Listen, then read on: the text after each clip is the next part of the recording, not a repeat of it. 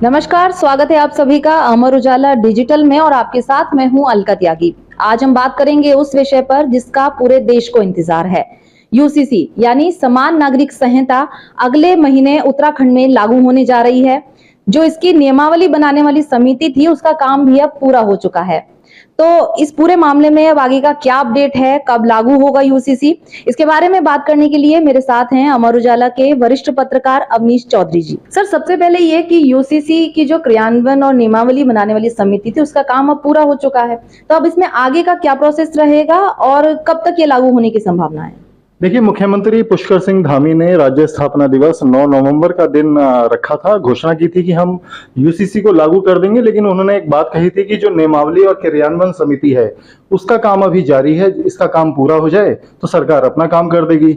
इनकी इस वक्तव्य के बाद में यूसीसी की जो नियमावली और क्रियान्वयन समिति है, जिसके अध्यक्ष हैं शत्रुघ्न सिंह, उन्होंने अपनी अंतिम बैठक की और अपना काम पूरा कर दिया है इस समिति ने। और ये जो यूसीसी की नियमावली है वो प्रिंट होने के लिए गई है और सोमवार या मंगलवार में ये मुख्यमंत्री को सौंप दी जाएगी। मुख्यमंत्री जब शासन इसको लेगा अपने पास तो विधायी को भेजेगा, विधायी इसके तकनीकी पहलुओं पर गौर करेगी और फिर इसे सरकार कैबिनेट के जरिए लागू कर देगी। तो बहुत ज्यादा समय नहीं बचा है। राज्य स्थापना दिवस के लिए पूरी तैयारी है कि यूसीसी को उत्तराखंड में देश के पहले राज्य के तौर पे, जो कि ये कानून नजीर है देश के लिए, और उत्तराखंड से लागू होने के लिए तैयार है। सर, यूसीसी लागू होगा तो इसका क्या लाभ लोगों को मिलेगा और जमीनी स्तर पर क्या बदलाव नजर आएंगे? देखिए अलका, सबसे बड़ा जो बदलाव देखने को मिलेगा, जो उत्तराखंड में एक सबसे बड़ी समस्या नजर आ रही है यहाँ के लोगों को कि बिन फेरे हम तेरे का जो चलन है लिव इन रिलेशनशिप का, उसको लेकर सवाल उठते रहे। और जो राज्य महिला आयोग है उसके भी आंकड़े कहते हैं कि अगर महीने में 600 कंप्लेंट आ रही हैं तो 300 शिकायतें सिर्फ लिव इन रिलेशन की वजह से, तमाम उसकी वजह से दुष्कर्म, प्रताड़ना, तमाम केस आ रहे हैं। तो जो उत्तराखंड में लिव इन रिलेशनशिप है वो, उसको लेकर इसमें बहुत स्पष्ट प्रावधान है। चाहे आप शादी करें या तलाक लें या लिव इन रिलेशनशिप में रहें, आपको यूसीसी का जो पोर्टल है उस पर अपना रजिस्ट्रेशन, पंजीकरण करवाना पड़ेगा, ताकि सरकार की जानकारी में रहना चाहिए कि कितनी शादियां हो गई हैं, कितने तलाक हुए हैं, या अगर आप लिव इन में रह रहे हैं तो उसके बारे में भी आपको सरकार को सूचना देनी पड़ेगी। जहां तक प्राइवेसी की बात है उसको लेकर भी बड़ा बैलेंस रखने की कोशिश की गई है। अगर लिव इन में जाने वाले 18 साल से लेकर 21 साल की उम्र के बीच हैं तो प्रावधान ये किया गया है कि वो लिव इन में तो रह सकते हैं, लेकिन उनके फैमिली को सरकार सूचित करेगी। उनके पेरेंट्स के पास बाकायदा मैसेज जाएगा कि आपके बच्चे लिव इन में रह रहे हैं। तो ये एक तरीके से ये है कि 21 साल तक की जो उम्र है वो ये माना गया है कि उनके पेरेंट्स को पता होना चाहिए। 21 साल से आप ज्यादा उम्र के हैं तो आपके पेरेंट्स को नहीं बताया जाएगा, आपकी प्राइवेसी है, आप अपने हिसाब से रहें, लेकिन रजिस्ट्रेशन कराना पड़ेगा। और जो आप जमीनी बदलाव की बात कर रहे हैं क्या नजर आएंगे, तो जैसे ही यूसीसी लागू होगा तो सबसे बड़ा अभियान सरकार चलाएगी पूरे राज्य भर में कि जो शादियों का रजिस्ट्रेशन है उसे अनिवार्य किया जाए।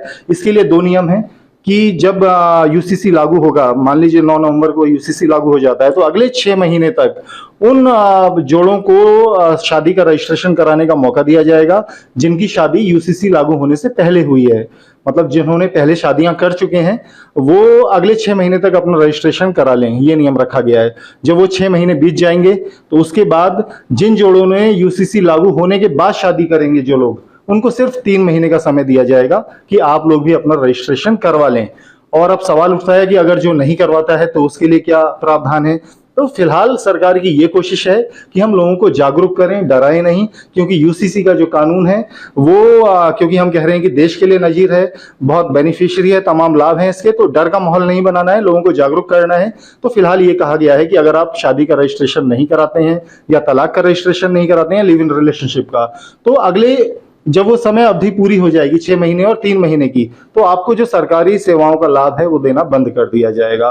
वो भी तब तक जब तक आप रजिस्ट्रेशन नहीं करवाते हैं। एक बार आप रजिस्ट्रेशन करवा लेंगे, भले देर से ही सही।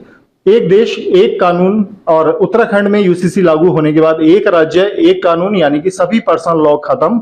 और इसमें एक विशेष प्रावधान है क्योंकि इसमें उत्तराधिकार को लेकर प्रावधान किए गए हैं। पोर्टल पे बाकायदा एक सुविधा दी गई है कि आप अपनी वसीयत निःशुल्क करवाएं, और जब वसीयत निःशुल्क होने लगेगी तो निश्चित तौर पे जो ज्यादातर संपत्ति विवाद हैं वो इसी कारण होते हैं। तो यूसीसी लागू होने के बाद हर व्यक्ति अपनी वसीयत जो है निःशुल्क और बेहद आसानी से, जिसमें टिक के ऑप्शन दिए जाएंगे, वो अपनी वसीयत करवा सकता है, जिसमें सभी धर्मों को ये समान अधिकार रहेगा, सभी लोगों को, कि वो अपनी जो संपत्ति है जो उन्होंने स्वयं अर्जित की है उसकी वो वसीयत कर सकते हैं। तो ये भी एक बड़ा बदलाव देखने को मिलेगा। सर, आपने पोर्टल की बात की। उत्तराखंड में अभी जिस तरह से साइबर अटैक का मामला सामने आया था, तो यूसीसी का जो पोर्टल है, उसकी वेबसाइट है, वो कितनी सुरक्षित है? तो इसको लेकर क्या व्यवस्था की गई है? जी बिल्कुल, एक गंभीर समस्या भी हमने देखी कि राज्य में जितनी सरकारी वेबसाइट थी सभी पर साइबर अटैक हुआ, और ये पूरे देश की भी समस्या है। इसको ध्यान में रखते हुए जो नियमावली और क्रियान्वयन समिति है उसने इसकी सुरक्षा को लेकर विशेष ध्यान रखा है। इसका जो नियम और क्रियान्वयन है उसका माध्यम बनेगा एक पोर्टल, वेबसाइट बनाई जा रही है जिसका काम 99% पूरा हो चुका है, लागू होने के लिए वो भी तैयार है। उस पोर्टल को एनआईसी के जरिए, जो कि राष्ट्रीय सूचना केंद्र है हमारा, जो सबसे सिक्योर सिस्टम है, उसके जरिए से पोस्ट किया जाएगा। तो हम ये श्योर हो सकते हैं कि इस पर किसी तरह के साइबर अटैक का खतरा नहीं है, क्योंकि नया कानून है, बेहद महत्वपूर्ण है। तो इस बात का खास ख्याल रखा गया है कि ये साइबर अटैक का शिकार ना हो और एनआईसी के जरिए इसको पोस्ट किया जाए। सर, जब भी कोई नई वेबसाइट बनती है या पोर्टल तैयार होता है तो देखने में उसकी व्यवस्थाएं काफी सरल लगती हैं, लेकिन जब उसका इम्प्लीमेंटेशन होता है तो लोगों को काफी असुविधा का सामना करना पड़ता है। तो इसकी जो पोर्टल है यूसीसी का, इसमें क्या ध्यान रखा गया है कि लोगों को आसानी से इसकी सुविधा मिल सके? बिल्कुल अलका, आपका सवाल बहुत जायज था कि व्यवस्थाएं और दावे अलग होते हैं, और जब जिनको जमीनी वास्ता इनका पड़ता है तो कई तरह की मुश्किलें आती हैं। यहाँ हम आपको बता दें ताकि लोग भी समझ सकें कि जो यूसीसी लागू करने के लिए जो एक विशेष समिति बनाई गई पूर्व मुख्य सचिव शत्रुघ्न सिंह की अध्यक्षता में, उस समिति का काम ही यही था। ये समिति पिछले फरवरी के अंतिम सप्ताह से लगातार लगभग 140 बैठक कर चुकी थी। इन बैठक में जो तमाम जो वरिष्ठ लोग थे, जो सदस्य हैं, अलग अलग फील्ड के अनुभवी लोग हैं, उनकी मीटिंग का मकसद ये था कि नियमावली को बेहद सरल तरीके से लोगों तक पहुंचाया जाए और इसके तकनीकी पहलुओं पर को बहुत ही आसान बनाया जाए, जिसके लिए मोबाइल एप्लीकेशन तैयार की गई है, वेबसाइट तैयार की गई है। इसका मकसद यही है कि जब ये व्यवस्था लागू हो तो लोग आसानी से इसको अवेल कर सकें, इसके फायदे उठा सकें।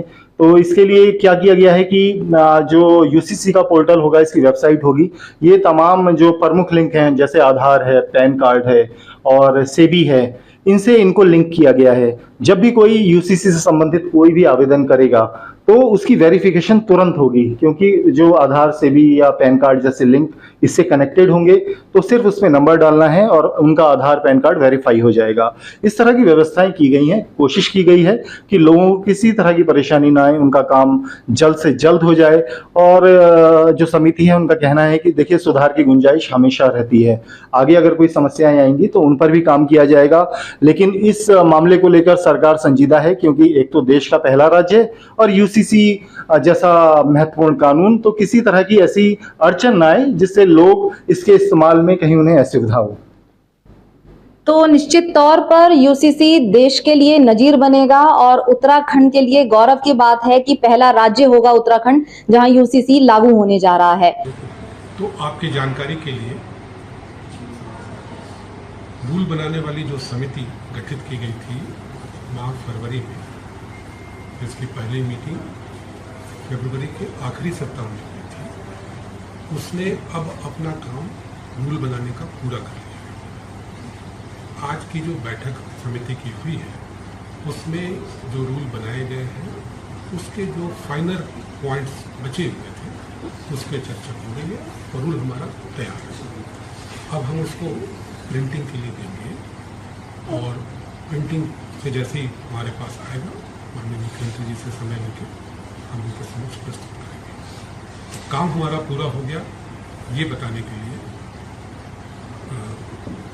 इसके बियॉन्ड अगर कोई प्रश्न हो तो आप पूछ सकते हैं। सर, मुख्यमंत्री जी ने कहा है कि नवंबर तक, जिस दिन राज्य स्थापना दिवस होगा, तब तक जो है यूसीसी आ जाएगा। क्या मान है कि तो उसी के दृष्टिगत, क्योंकि 9 नवंबर का जो उन्होंने बात की थी, हम काफ़ी पहले तैयार करके सबमिट करने को तैयार हैं। माननीय मुख्यमंत्री जी जब भी समय देंगे हम रूल सबमिट करेंगे, ऑफिशियली उसको फाइल पे लेके जो प्रक्रिया होती है माननीय मंत्रिमंडल का आदेश लेना पड़ेगा। वो एक प्रक्रिया होती है, कैबिनेट के आदेश के बाद डेट माननीय मुख्यमंत्री जी तय करेंगे, लेकिन हमने अपने समय से अपना काम कर दिया। ऐसे ही और वीडियोस के लिए आप जुड़े रहिए अमरुजाला.com के साथ। अगर आप ये वीडियो YouTube पर देख रहे हैं तो हमारे चैनल को सब्सक्राइब करें और बेल आइकन को दबाना ना भूलें। अगर आप Facebook पर ये वीडियो देख रहे हैं तो हमारे पेज को लाइक करें।